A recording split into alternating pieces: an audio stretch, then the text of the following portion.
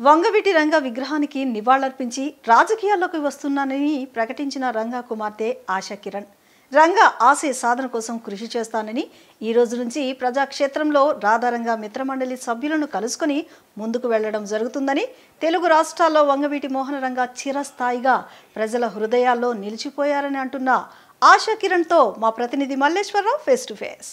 తెలుగు ప్రజల హృదయాలలో చిరస్థాయిగా నిలిచిన వంగవీటి మోహన రంగ తనయురాలు ఆశ ఈరోజు రాజకీయ ప్రవేశం నేపథ్యంలో మనతో పాటు ఉన్నారు. చెప్పండి, ఈ రోజు నుంచి ఏదైనా రాజకీయ పార్టీలో ప్రవేశం ఉందా, లేదంటే ప్రజల కోసం, రంగా గారి అభిమానుల కోసం, రాధారంగ మిత్ర మండలి యొక్క ఎవరైతే సభ్యులు వారి అభివృద్ధి కోసం రాజకీయాలకు వస్తున్నారా?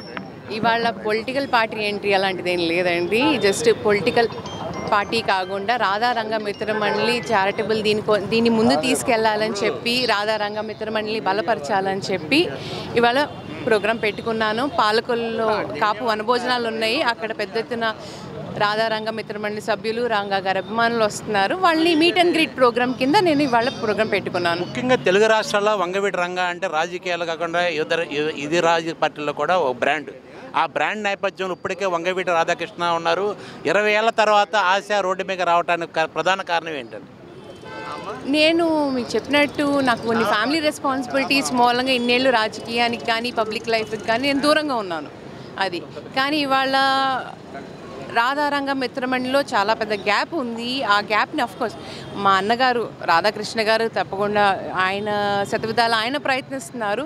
కానీ ఆ ఆర్గనైజేషన్ అనేది చాలా పెద్దది. రంగా గారి ఫ్యాన్స్ కానీ ఎవరన్నా చాలా పెద్ద ఫ్యాన్ బేస్, అది ఉభయ రాష్ట్రాల్లో కానివ్వండి, లేకపోతే దేశ విదేశాల్లో కానివ్వండి, చాలా పెద్ద ఫ్యాన్ బేస్.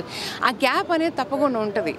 ఆ గ్యాప్ కొంచెం అన్నా నా తరపు నుంచి కొంచెం అన్నా ఫిల్ చేద్దామని నేను ఇవాళ పబ్లిక్ లైఫ్లో ఎంటర్ అవడం జరుగుతుంది. గత 20 ఏళ్ళ క్రితం అతి చిన్న వయసులోనే రాజకీయ రంగం ప్రవేశించి నాన్న ఆశయాల కోసం అమ్మతో అడుగులేసినటువంటి ఆశ ఈ రోజున రాధారంగ మిత్రమండలి సభ్యుల కోసం ఎలాంటి అడుగులు వేయబోతున్నారు, ఎలాంటి శారిటీస్ని ఇవ్వబోతున్నారు?